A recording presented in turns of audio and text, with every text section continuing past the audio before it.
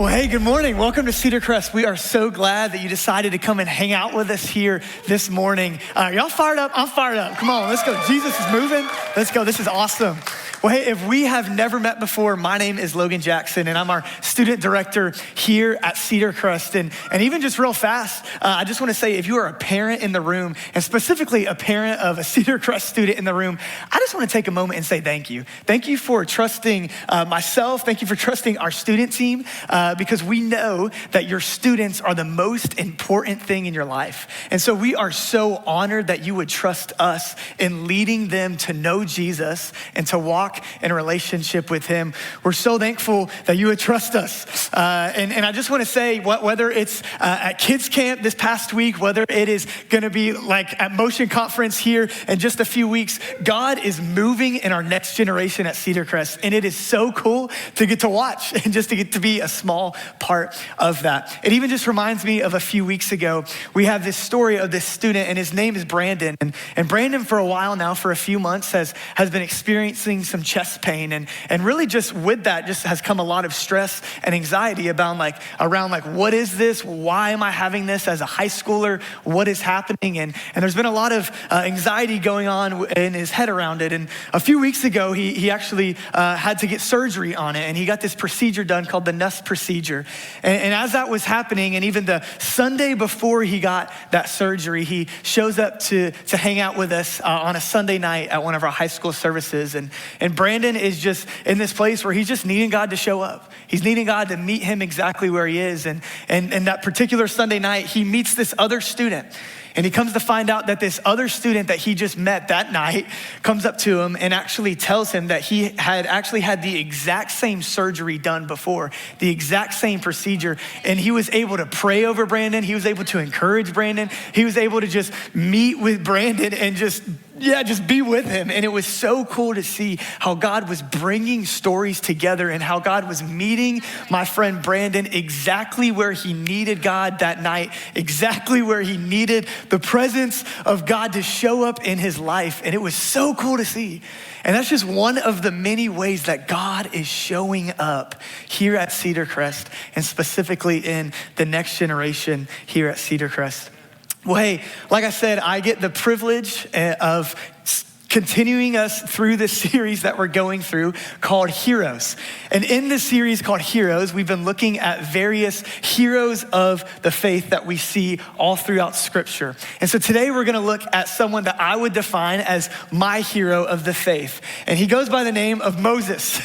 And maybe you've heard of Moses before, maybe you haven't. But I wanna just take a quick look today at Moses' life, because I believe there is so much that we can learn from his life. Like, there's a lot to read and a lot to see and unpack from the life of Moses. And so today we're just gonna take a look at a few key moments throughout his life. But I'm excited to just dive into the life of Moses with you guys today. But I would say Moses is a hero to me for a few reasons, but we're gonna talk about just two specific reasons today that I would say Moses is my hero. And the first reason I would say Moses is my hero is because Moses desired to stay in the presence of God. That was the number one thing he wanted to do above anything else. He's like, I wanna stay in the presence of God. And we even see this in Scripture. In Exodus 33:15, Moses is talking to God, and he's saying, if your presence does not go with us, do not send us up from here. He's like, God, I want to go wherever you are going. And that's all Moses wanted to do, is he wanted to follow the presence of God wherever he went. You see, the second reason that I would call Moses my hero today is that Moses also desired to keep God on the throne of his life. That regardless of those around him regardless of what was happening, if it was just a super hard time or whatever it was, he kept God in his rightful place on the throne of his life. And I love this because for every single one of us here today, whether you realize this or not, we were all created to do these two things. To stay in the presence of God and to keep God on the throne of our lives.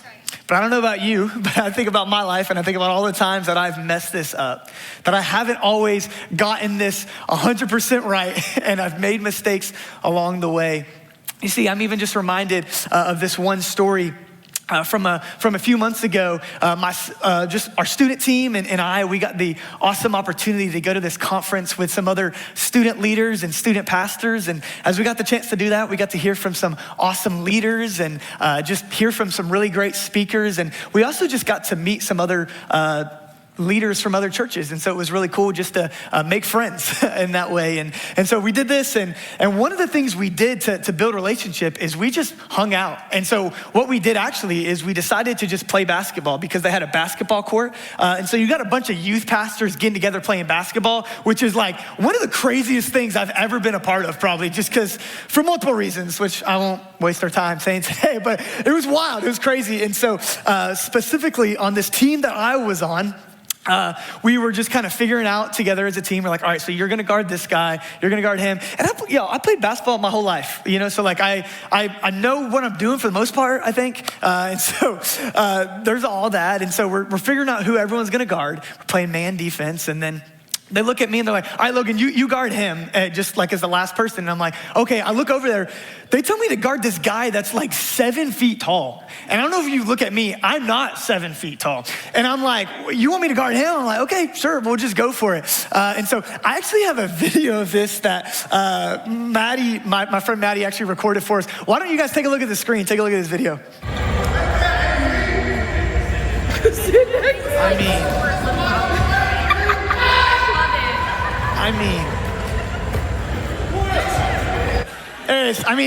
He literally just shoves me at the end like I'm like 2 pounds or something. No, it was like David and Goliath, but Goliath won, right? Like they like dominated us every time. I think we played like 3 games and we'd lost all of them. It got to the point to where they were like, do y'all want to like switch up teams? And we're like, no, we're not switching up teams. We're gonna win. And we never won. But for me, I was like, y'all, I was not created to guard this guy. This guy is 3 times my size. Like I can't do this. I was never meant to do this. And as I was thinking about this and just processing this past week, I was just reminded of the fact that when we do things that we were never created to do, we just get in this place that, man, everything at some point just begins to feel off. Right? Things begin to just get out of whack, and it's like, what is even going on? Y'all, I didn't even make a shot that day, and my team could tell you that. They were like, yeah, he could not make a shot. We don't even know if he played basketball his whole life or not. But when things get out of whack, and when we aren't doing what we're created to do, everything begins to feel off. And the same thing is true for us, that every single one of us was created to be in the presence of God and to keep God on the throne of our lives. And when we don't do these things, when we don't do these 2 things that we see from Moses' life, everything at some point or another will begin to feel off. And it'll begin to feel out of whack, right? Like maybe you've been in this spot before. Maybe you've been in a place where you've been, instead of focusing fully on the presence of God and putting God in his rightful place, maybe you've put other things in that spot, right? Like maybe even unintentionally at times, you've put yourself there, right? Where maybe you have some insecurities and some doubt and some fear, which I think we all do and all have at some point in our lives. And maybe there's been times before when you've taken your eyes off of the presence of God and you've put them on these other things instead, right? This fear about maybe something at work or at home, or this doubt that maybe you have about a situation in your life, or maybe even just your own insecurities that, man, I'm not good enough. And maybe even unintentionally, just by saying those things and thinking in that way, we're taking our eyes off of the presence of God. We're taking God off the throne and we're replacing it with something that was never meant to be there. Maybe it's even something else today. Maybe it's even striving for the approval of others, right? We talk about this all the time with our high schoolers. Maybe it's even just thinking more and caring more about what other people say about you than what God has already said about you, right? Thinking more about the opinions of others and what other people say about you rather than what the living God says about you and what he would have for you. Maybe for you, there's been moments when you focused more on a relationship, a sports team, just even a hobby, and you just put so much emphasis on it. And it was almost like, man, I'm gonna base everything on how this thing goes. If I'm happy, if I'm mad, or whatever it is. And it's almost like you've replaced God from the throne of your life with that thing. Maybe it's even a sin in your life. And maybe you've even tried to have keep God on the throne, but then you've also tried to sneak this sin up there with him. Maybe there's this addiction that you have behind closed doors, or this thing that you know that scripture like goes against, that Jesus wouldn't have for your life, but you're like, man, I can't seem to break this thing. You see, every single one of us at some point or another, I think we're all guilty of this. We're guilty of taking our eyes off of Jesus, taking God off the throne of our lives and putting things there that were never meant to be there. And like I said today, we're gonna take just a short amount of time to look at the life of Moses, because Moses sets for us this amazing example of how no matter what, we can stay in the presence of God and put God in his rightful place in our lives. And so just to pick up with the story of Moses, we see that Moses comes from this group of people called the Israelites. You see, the Israelites were God's chosen people that he wanted to use to go and be a blessing to the rest of the world, that the whole world might know the faithfulness of God and who God is. And so Moses, again, comes from this group of people as the Israelites. And we see at this time in the story that we're gonna pick up with today, we see that the Israelites are currently being held as slaves to the Egyptians in Egypt.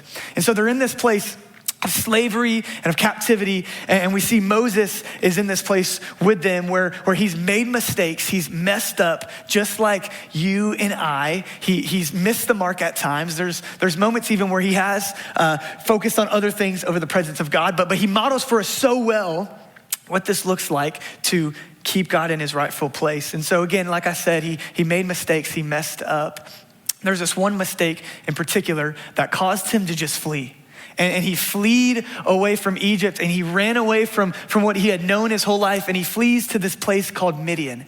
And as he's in Midian, we see that Moses is now a shepherd, and he is shepherding a flock of sheep in the wilderness. And this is where we're gonna pick up in the story, because we see as Moses is shepherding this flock of sheep, we see he has this moment where he encounters the presence of God. And that's what we're gonna read real fast, where we see in Exodus 3, starting in verse 2, this is what it says. It says, there the angel of the Lord appeared to him in flames of fire from within a bush. Moses saw that though the bush was on fire, it did not burn up. So Moses thought, I will go over and see this strange sight, why this bush does not burn up. When the Lord saw that he had gone over to look, God called to him from within the bush, Moses, Moses. And Moses said, here I am. Do not come any closer, God said. Take off your sandals, for the place where you are standing is holy ground. And so again, we see Moses in the wilderness just minding his own business. He's with his flock of sheep, and he's just walking through the wilderness, and then he sees this strange sight. He sees this bush that is going up in flames, but he sees that it's not burning up. And so he's like, that's weird, I'm gonna go check that out. And he walks over there, and it says that he gives this bush his attention. And I love the way that it even puts this, because it says that right when he gives it his attention, then God begins to speak to him. Hey, I feel like a lot of us, and I realized this so many times for me in my life, we're wanting God to speak to us. We're wanting God's wisdom. We're wanting God's guidance on a particular thing in our life, but we're not willing to give him our full attention. Right? We're like, God, would you just speak to me? Would you help me with this thing? But we're not willing to fully give him everything and to give him our full attention. But we see Moses in this place where he turns his full attention to God, and God begins to speak to him. And God says, Moses, take your sandals off, because this place where you're standing, this is holy ground. And it wasn't that the place specifically where he was standing was holy ground, or that there was anything special about the wilderness like area that he was in, but it was the fact that the presence of God was in that place. And so God said, because I am here, that means this is holy ground. And so Moses just does what God says, and he takes off his sandals before God, and it's basically a way of Moses just saying, you are God and I am not. I humble my heart before you. And it's this beautiful moment where Moses is just encountering the presence of God. Hey, what about you? When's the last time that you took your sandals off before God? I'm not talking literally, because we don't want it to start smelling like the student building in here, if you know what I'm saying. Man, that's awesome. But when's the last time that you humbled your heart before the living God and you took your sandals off and you just said, you are God and I am not? That you just said, God, I trust you with my life. I trust you with my future. I trust you with my career. I trust you with my family. I trust you with my finances. God, may your will be done, not my own. When's the last time that you just got before God and said, you are God and I am not? That you humbled your heart before the living God. You see, about a year and a half ago, I was in this place where I knew what God had called me to. You see, I knew that God was inviting me to love on the next generation and to speak into the lives of those in the next generation. And the thing was, for me, I was trying to figure out what that looked like. I was trying to figure out if God was calling me into ministry or if he was calling me into being a teacher. And there was this long process of trying to figure out what that looked like and just asking God and seeking his presence for that. And I remember Pastor Van at one point gave me this advice to seek the presence of God for 21 days straight and to see what God says. And so that's what I decided to do. And so for 21 days, I prayed, I fasted, I journaled, and I seeked the presence of God. And I said, God, I don't want to do what I have for my life, but what do you have for my life? Where are you leading me? And at the end of that 21 days, I just felt the presence of God so clearly in my heart, just leading me towards stepping into ministry. It was so cool to see, but even as I felt God leading me into ministry, there were still moments when I was even journaling and just talking to God, and I was like, God, but why though? Like, God, why are you choosing me to do that? God, I don't feel like I'm good enough. I don't feel like I'm smart enough. And there was this just processing with God, just saying, God, but why? Why are you calling me to this? What if I can't do it? And I was reminded again of this story of Moses, because Moses again is in this place of the burning bush and he's in the presence of God and God is speaking to him. And God is saying to Moses, Moses, I want to use you to go and bring my people out of Egypt, out of slavery. And I want to use you to do that and to do these amazing things. And Moses is in this place where, just like me, he's like, but God, why? And this is where we're going to pick up, even continuing the story. In Exodus 3, we see this is how Moses responds. It says, but Moses said to God, who am I? Like, who am I that I should go to Pharaoh and bring the Israelites out of Egypt? And God said, I love God's response. He said, I will be with you. And this will be the sign to you that it is I who have sent you. When you have brought the people out of Egypt, you will worship God on this mountain. I love this moment with Moses and God, because Moses is saying, God, like, who am I to do this? And I love how God doesn't even answer that question, but God just simply says, hey, guess what? I will be with you. Like, that's it. He's like, hey, guess what? It doesn't matter about who you are, Moses. It matters who I am. That's what God is saying to Moses. And again, this is why Moses is my hero of the faith, because it's this moment in the presence of God that he realizes it's not about who he is, but it's about who God is. That God wanted to use him to go and free the Israelites. And it wasn't because Moses was this great big hero, but it was because he knew the presence of God and he just seeked to be in the presence of God. And so in this moment, it was this catalyst event, the burning bush and getting into the presence of God, that God actually did everything he said he was going to do. That he used Moses to go to Pharaoh and to go and free the Israelites and literally bring them out of slavery.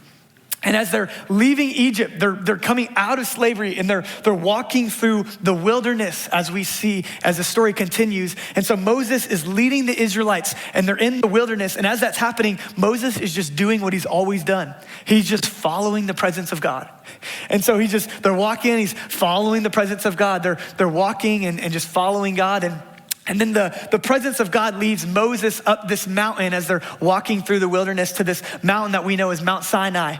And Moses heads up there as he's following the presence of God. And as Moses heads up the mountain, we see the Israelites are hanging out on the ground, waiting for Moses to come back down. And it's interesting what the Israelites actually do and how they respond in this moment. After God had literally done amazing things, literally freed them from slavery, and he had done miracles in their midst. And then this is what we see happening. As Moses is up on the mountain, the people are down below. And it says, when the people saw that Moses was so long in coming down from the mountain, they gathered around Aaron, who is Moses' brother, kind of his second in command, if you will, and said, come make us gods that will go before us. And this fellow Moses, who brought us up out of Egypt, we don't know what has happened to him. And Aaron answered them, take off the gold earrings that your wives, your sons, and your daughters are wearing, and bring them to me. So all the people took off their earrings and brought them to Aaron. He took what they handed him and made it into an idol cast in the shape of a calf, fashioning it with a tool. Then they said, these are your gods, Israel, who brought you up out of Egypt. And so, again, God had literally just brought them out of Egypt and done amazing things in their life. And Moses is up on the mountain with the presence of God, and it's this moment of them waiting for Moses to come down, waiting for them to hear from God, that they forget everything that God had done in their life before. And what does it say? They started to worship other things. They created fake gods. They made a fake golden calf is what we see. And they were tired of waiting and not hearing from God. So they put other things on the throne of their life in place of God, right? Like they stopped focusing on the presence of God, and then they started getting distracted and focusing on other things. And it even just reminds me of this quote from this man by the name of C.S. Lewis. And this is such a convicting quote to me, and I imagine that this is what's happening with the Israelites in this moment. And this is what the quote says. It says, human history is the long, terrible story of man trying to find something other than God which will make him happy. I just wanted to ask us this morning, where maybe have you done the same thing as the Israelites? Where maybe have you tried to fill your life and put other things on the throne that were never meant to be there? Again, maybe it's like unintentionally, right? Like maybe it's just an insecurity, a doubt, a fear that you've let creep in, and you're looking to it and you're thinking about it more than you are looking to God. Maybe it's just seeking for approval from others. Maybe it's, again, a hobby that you just put too much emphasis on. Maybe a sin, an addiction, those things, again, whatever it is, what have you maybe done this with before? And we see this moment where Moses is on the mountain with the presence of God, and he comes down and he sees all that's happening, and he was angry. He was like, what are y'all doing? He's like, did you forget what God just did? And he's in this place where he's reminding them of everything God has done. And he's reminding them to put God back in his rightful place on the throne of their lives, where he belongs. I want to even just ask you again this morning, what about you? Are you willing to keep God on the throne of your life, even when those around you maybe aren't? Because this is what Moses did. When those around him weren't, he kept God in his rightful place. Man, maybe when the people around you aren't, maybe it's a friend, a coworker, a neighbor, maybe even family at times, it's whoever it might be, when the people around you are looking to other things to fill them up, would you say, man, I'm gonna keep God in his rightful place because I know he's the one that truly satisfies. That is who he is. See, the truth is this, that again, we were created to be in the presence of God and to keep God on the throne of our lives. And when we don't do that, everything begins to fall off at some point. We begin to see that, man, these things that we thought would satisfy us are not satisfying us.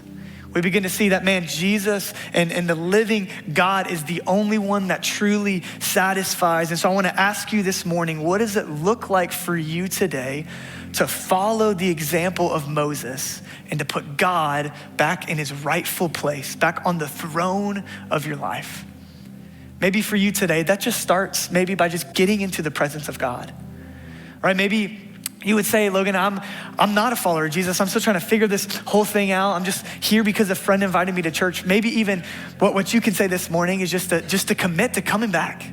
Commit to showing up, commit to just getting into the presence of God. And the reason that matters is because of what I said. Nothing else is gonna satisfy you at the end of the day. Maybe for you, you would say you're a follower of Jesus, but you're just like, Logan, this summer's been kind of crazy. We've been out of town and all these things. And maybe even today you need to commit again to getting into the presence of God, to setting a time every single day that you say, this is marked off for me and Jesus. I'm gonna meet with the living God today before I do anything else. I'm gonna take my sandals off before God today. I'm gonna say, you are God and I am not. What will you have for me today? I just wanna follow you, God. What does that look like? Maybe for you today, you need to literally take something off of the throne of your life that was never meant to be there. Maybe you need to put Jesus back in his rightful place. You need to put the living God back on the throne of your life. What does it look like for you today to put God back in his rightful place? Well, hey, church, I would love, as we end our service today, as you would just pray with me in this moment. God, we are so thankful for the truth of what we've even seen from Moses' life.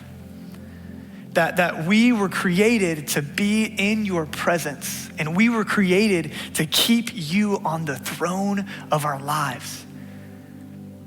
So God, I pray that if there's any of those that we haven't been doing fully, God, would you just stir our hearts up again this morning to fully pursue you with everything in us, to take what was never meant to be there off the throne and to put you back in your rightful place, because you are the living God who satisfies every need and desire in our hearts. So God, we love you. God, we are so thankful for what you've been speaking to us this morning. God, I pray that we would be reminded again, fresh and new, of how amazing and wonderful it is to just get into your presence, to take our sandals off before you, to know that you are holy.